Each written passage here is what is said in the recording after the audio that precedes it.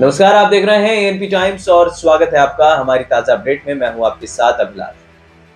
बीते सोमवार केंद्र सरकार ने सीएए कानून लागू कर दिया था, जिसके बाद सिर्फ भारत में ही नहीं बल्कि पूरी दुनिया में अलग अलग तरीके के मत देखने को मिले थे। इस कानून को लागू करने के बाद अमेरिका के विदेश मंत्री ने भारत पर कई आरोप लगाए। अमेरिका ने कहा कि ये कानून कहीं से भी सही नहीं है और भारत सरकार इसे जबरदस्ती लोगों पर थोप रही है।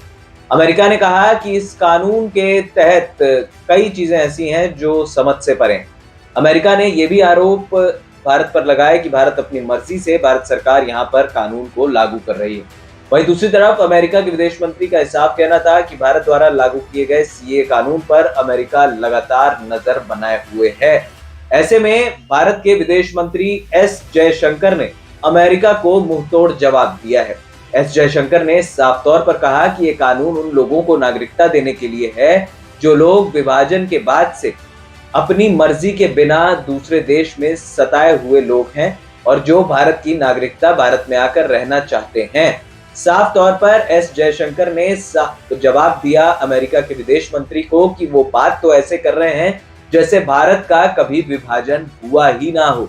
बड़ी बात यह है कि साल 1947 के बाद 1971 में भी भारत जब 3 टुकड़ों में बंट गया तो कई ऐसे लोग थे जो अपनी मर्जी के बिना दूसरे देश में चले गए, लेकिन वो भारत वापस आना चाहते थे।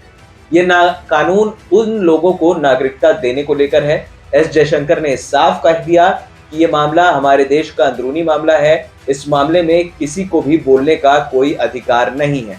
ऐसे में अमेरिका की अब इस पर क्या प्रतिक्रिया आती है देखने वाली बात होगी, लेकिन भारत सरकार के तेवर देखकर अब अमेरिका भी हिलता हुआ नजर आ रहा है। फिलहाल इस खास अपडेट में इतना ही। हमें दे दीजिए इजाजत और हाँ, हमारे चैनल एएनपी टाइम्स को सब्सक्राइब करना बिल्कुल मत भूलिएगा। नमस्कार।